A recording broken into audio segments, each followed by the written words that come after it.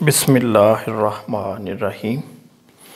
अभी हम income from salary head पढ़ रहे हैं।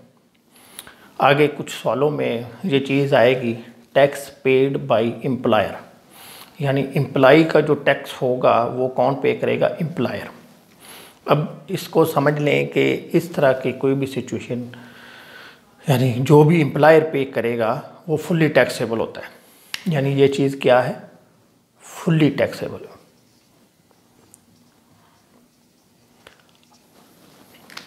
ऐसा हो सकता है क्योंकि कंपनी अगर किसी एम्प्लॉय को हायर करती है तो उसकी सर्विसेज को देखते हुए, यानी कंपनी जो है वो बैक फुट पे होती है क्योंकि उसको तो सर्विसेज चाहिए एम्प्लॉय की। अब एम्प्लॉय कहता है कि जी मेरा जो टैक्स है, यानी ये पैकेज जो मैं लूँगा, ये इस पे जो टैक्स बनेगा वो मैं नहीं पे करूँगा, वो भी आप ही पे करेंगे फुल्ली। तो फिर कंपनी जो है मान लेती है कि ठीक है जी, तुम्हारा जो टैक्स जितना भी बनेगा इनकम के ऊपर वो हम बर्दाश्त करेंगे। अब इसमें प्रॉब्लम क्या है? प्रॉब्लम ये है कि ये उसकी इनकम कहलाएगी, यानी जितना भी टैक्स एम्प्लॉयर पे करेगा it will be income of employ. लेकिन ये जो इनकम है ये तो बाद में निकलती है, यानी पहले हम टोटल इनकम निकालते हैं, फिर इसके बाद क्या होता है, इसके ऊपर टैक्स निकालते हैं। अब टैक्स जो है ये किसने पे करना है? एम्प्लॉयर ने। तो अब दोबारा हम इसको, यानी ये जो इनकम पे टैक्स निकला है, इसको कैसे इसमें ऐड करें? जब इसमें ऐड करेंगे तो फिर टैक्स फिर और आएगा, बढ़ जाएगा। तो इस सिचुएशन को अभी हमने देखना है। ये हमारे नोट्स हैं, इसमें भी इस चीज़ को डिस्कस किया गया है, प्रोसेस समझाए गए हैं कि कैसे जो है टैक्स पेड बाय एम्प्लॉयर कैसे हैंडल करना है। ये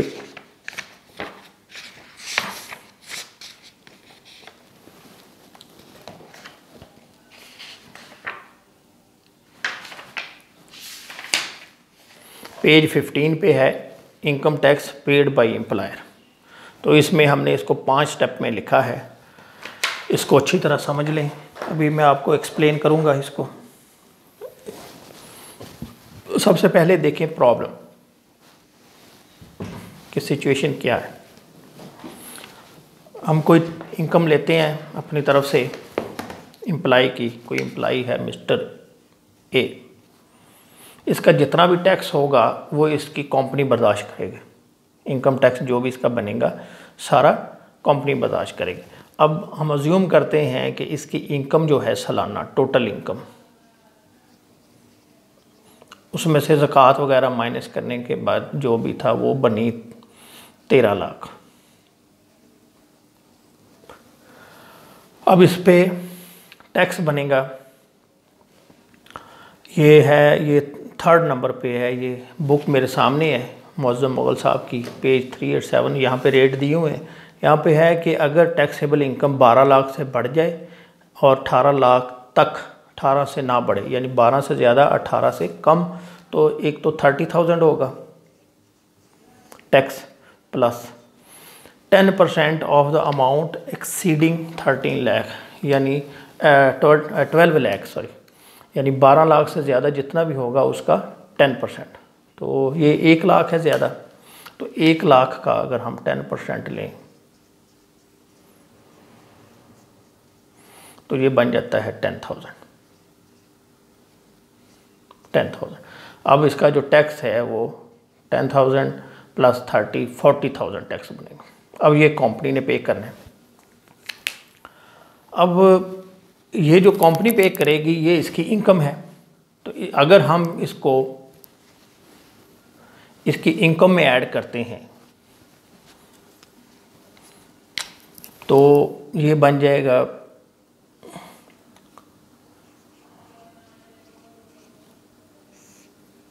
13,40,000, यानी ये टैक्स पेड बाय एम्प्लॉयर, ये इसकी इनकम में जमा हो गया। अब जब हम दोबारा इस पर टैक्स निकालेंगे तो वही 30,000 है, यानी 12 लाख तक 30,000, और जो ऊपर अमाउंट गई है ये गई है 1,40,000, इसका जब हम 10% लेंगे तो ये आ जाएगा 14,000,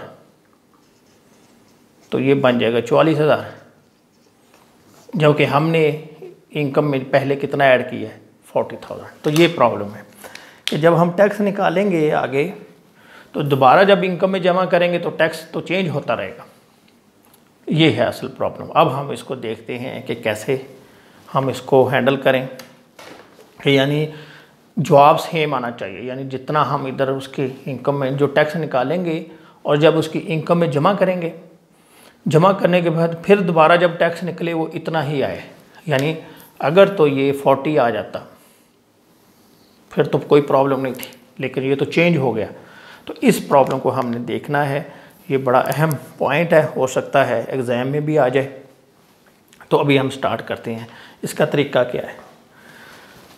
सबसे पहले आपने क्या करना है, first calculate tax payable on income. हम इसी को लेके चलेंगे। हमने इसको मिटा देता हूँ, मैं यहाँ से भी मिटा देता हूँ, और ये उसकी इनकम है पहले वाली। हम इस पे टैक्स निकालेंगे, वो हमने पहले निकाला था, दोबारा निकाल लेते हैं। यानी 12 लाख तक ये है 30,000, और जो एक्सीडिंग अमाउंट है, यानी exceeding amount 13 lakh minus 12 lakh, ये है 1 लाख। इसका लें आप 10%, तो ये बन जाएगा 10,000, और इसको आप जमा कर लें। यानी पहला काम ये करना है आपने कि जो उसकी टोटल इनकम होगी उस पर रूटीन में जो टैक्स बनता है वो लें। This is first step. आगे लिखा है the tax payable will be ग्रॉस्ड up at the last applicable rate. अब लास्ट एप्लीकेबल रेट जो था वो था 10%।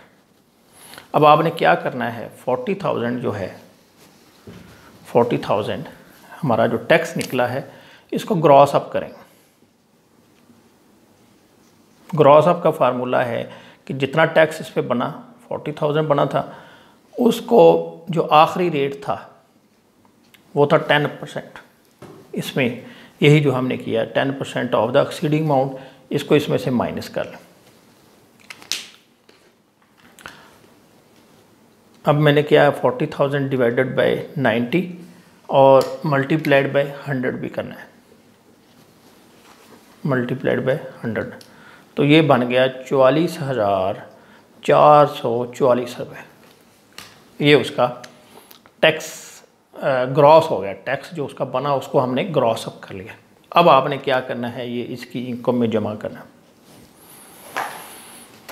यानी the derived figure will be added back in taxable income. यानी ये जो फिगर हमने निकाली है ग्रॉस अप करने के बाद, इसको इसमें जमा करें। जमा करके अभी मैं जमा करूँगा, ये आ जाएगा 44। इसको साइड पे लिख लेता हूँ, 44,440।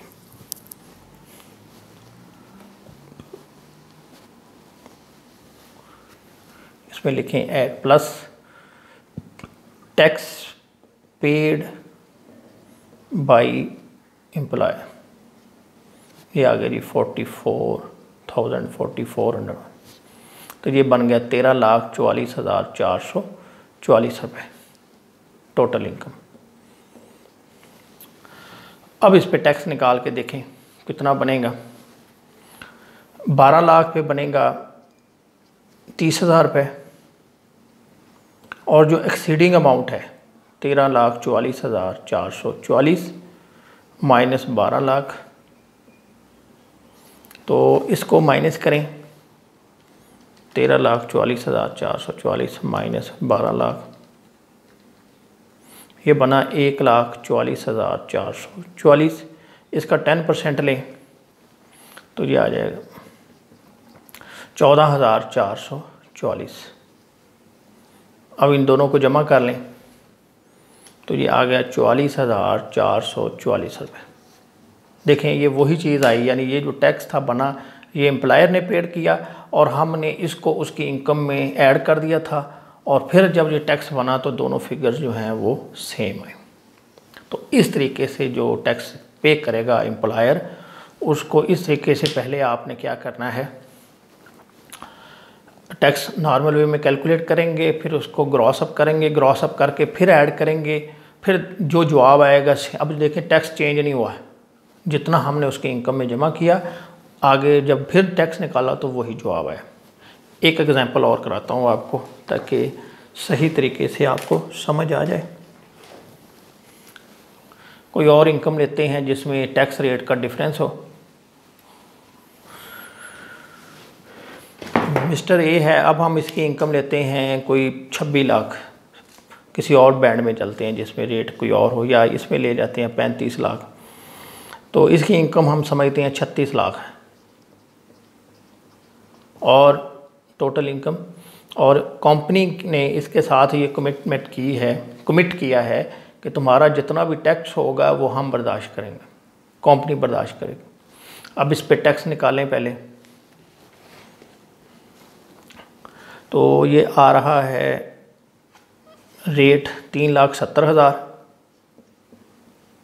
Plus 20% of the amount exceeding 35 lakh, यानी 35 लाख तक ये टैक्स है 3,70,000, और 35 से जितनी ऊपर जाएगी उसके ऊपर जो है वो 20%।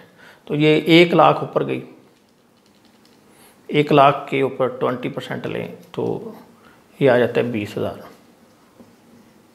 तो ये टैक्स बन गया 390। अब हम पहले इसको ग्रॉस अप करेंगे, ये तो फर्स्ट स्टेप है। दूसरा स्टेप है ग्रॉसिंग का, कि हमने इसको ग्रॉस कर रहे हैं। तो ग्रॉस करने का फार्मूला ये इधर लिख लें साइड पे, 390 ग्रॉस अप करेंगे 3,90,000। इसको क्या करें, आखिरी रेट जो है इसका आखिरी रेट है ये 20%, यानी जो लगा था जिस रेट पे हमने एक्सीडिंग अमाउंट निकाली थी, इसको 100 माइनस 20 करें, यानी इसी रेट को पहले हमने क्या किया था 10 माइनस किया था, अब यहाँ पे रेट है 20 ये माइनस किया, इसको मल्टीप्लाइड बाय 100 कर दिया। अब 390 डिवाइडेड बाय 80 मल्टीप्लाइड बाय 100, तो ये आ गया 4,87,500 ये टैक्स निकला। अब ये कौन बर्दाश्त करेगा, एम्प्लॉयर, और ये इसकी इनकम है, क्योंकि जो चीज़ एम्प्लॉयर पे करता है वो एम्प्लॉय की इनकम होती है। अब हम इसको इसमें जमा कर देंगे इसकी इनकम में 487,500। अब दोबारा टैक्स निकालेंगे क्योंकि इनकम चेंज हो गई।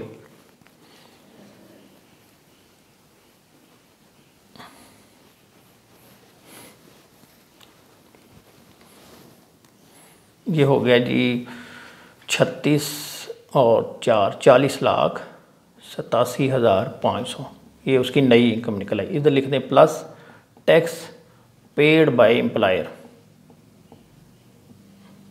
और ये टोटल इनकम हो जाएगी। अब इस पे टैक्स निकालें, 35 लाख पे तो था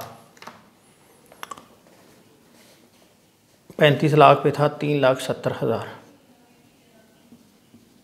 और जो एक्सीडिंग अमाउंट है अब माइनस कर दें 40,87,500 माइनस 35 लाख, ये आ गया 5,87,500। अब इसका 20% लें,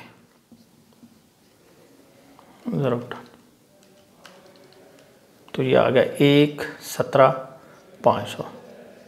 दोनों को जमा करें, 370 प्लस 117,500 487,500। देखें वही फिगर आ गई जो है इधर हमने जमा की थी, यानी ये टैक्स था जो एम्प्लॉयर ने बियर किया और ये उसकी इनकम थी, और जब इसको इसकी इनकम में जमा किया फिर टैक्स निकाला तो वही जवाब आना चाहिए। ठीक है, उम्मीद है आपको इसकी ट्रीटमेंट समझ आ गई होगी। आगे क्वेश्चन में ये चीज़ आएगी, इसलिए इसको पहले से समझा दिया है ताकि वहाँ हमें इतनी ज़्यादा मेहनत ना करनी पड़े। उम्मीद है आपको समझ आ गई होगी। कोई चीज़ पूछने वाली हो तो कमेंट में लिख सकते हैं। Thank you very much.